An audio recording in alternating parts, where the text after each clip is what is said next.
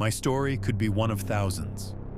It doesn't have a name in a headline, but it's real. It's a story about survival, yes, but it's also about what happens when you get back on your feet. It's about living with the chilling certainty that the person who tried to kill you is still out there, a ghost you search for in every crowd.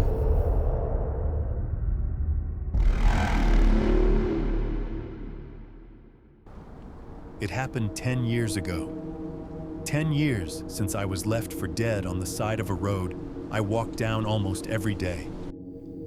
The doctors told my family I had a 10% chance of surviving the first night, but they couldn't tell me who did this.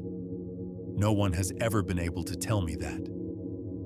It's the one part of this story that's a blank page. Before that night, my life was almost aggressively normal, and it was beautiful.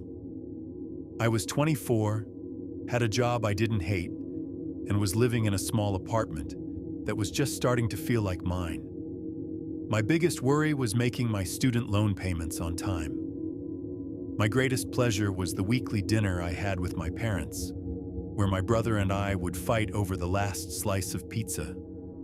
I was that girl you'd see jogging in the park, headphones blasting, totally lost in a podcast, completely oblivious. I took my own safety for granted. I think most of us do. You see these stories on the news, you watch the true crime shows, and you think, that's awful.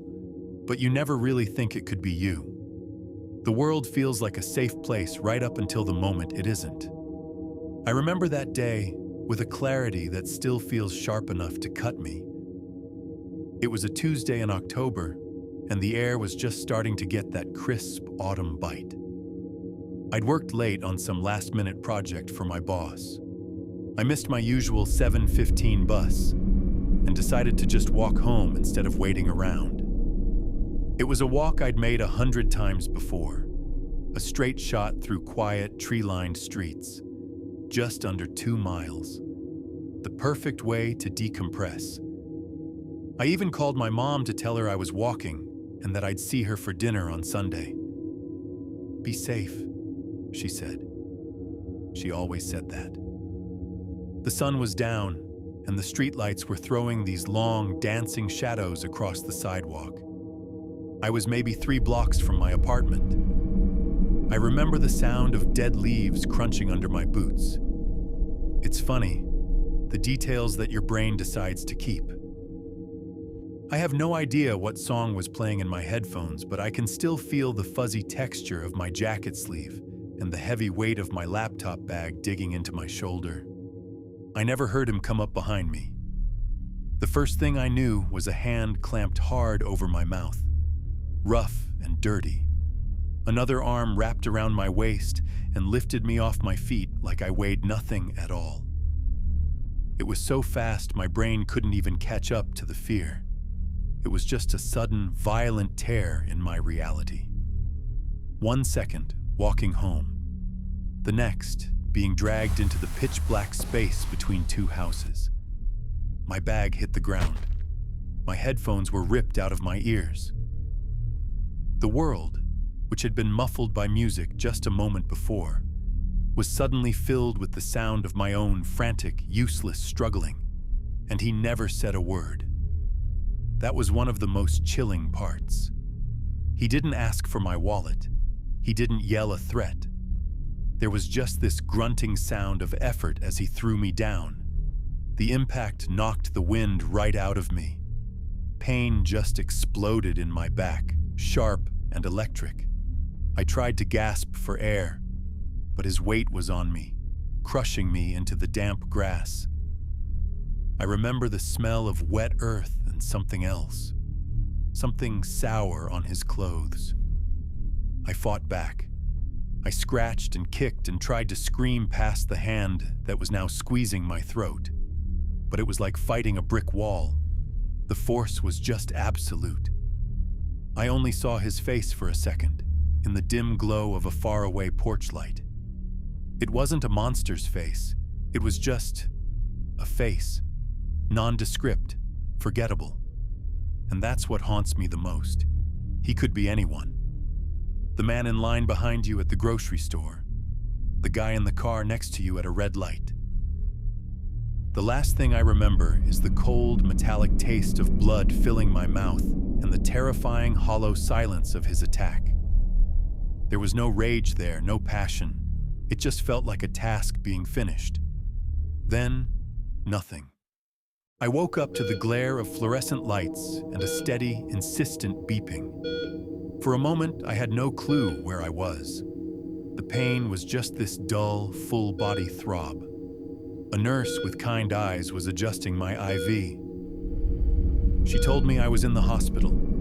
She told me I was safe. A jogger found me the next morning, passed out in the dew-soaked grass.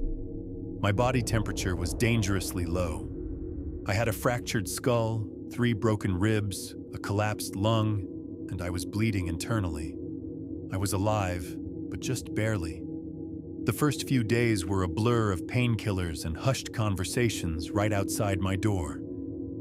Detectives came to talk to me. They were patient. They were gentle. They asked me to describe him. I tried. I gave them every single detail I could hang on to. His height, his build, the dark jacket. But his face, it was just a smudge in my memory. An ordinary, forgettable man. They collected DNA from under my fingernails, from where I'd clawed at him. For a while, there was this fragile little bit of hope. The DNA would find him. It had to. They ran it through every database. Nothing. No matches. Weeks became months. The physical wounds started to heal. The bruises faded. I learned to breathe again without that sharp stab of pain in my side. I did physical therapy to get my strength back. From the outside, I was starting to look like me again. But on the inside, I was a complete stranger. The police investigation stalled out. No DNA match, no witnesses. The trail went cold. My case became one of thousands that go unsolved every year. In 2022, law enforcement nationwide only cleared about 41% of aggravated assaults reported to them. My file went into a cabinet, just another number in a stack of unresolved cases. Living as a survivor is one thing. Living as a survivor when you know your attacker is still walking free is something else entirely. It's a constant low-grade hum of terror under the surface of everything. It's seeing his ghost in the face of every stranger who walks a little too close. It's the panic attacks that ambush you out of nowhere and the nightmares that jolt you awake, gasping for air. You feel like you're permanently looking over your shoulder. You lose your sense of safety in the world. Places that once felt like home now feel like they're filled with potential threats. You learn to live with a layer of fear that never really goes away. It changes you. It rebuilds you around the empty space where the trauma happened. My story doesn't have an arrest. It doesn't have a trial. It has a question mark that hangs over every single part of my life. And I know I'm not alone. Millions of violent crimes go unsolved, leaving people like me and our families in this permanent limbo, never getting the closure of justice. This is why I'm telling my story. Not for sympathy, but because we have to be aware of this reality. If you or someone you know has been a victim of violence, please know there is help out there. Organizations like RAIN and the National Center for Victims of Crime have resources and people who can support you, even when the justice system can't. We have to be there for each other, because sometimes we're all we've got. It's been 10 years. I have a good life now, a life I clawed my way back to. I'm married.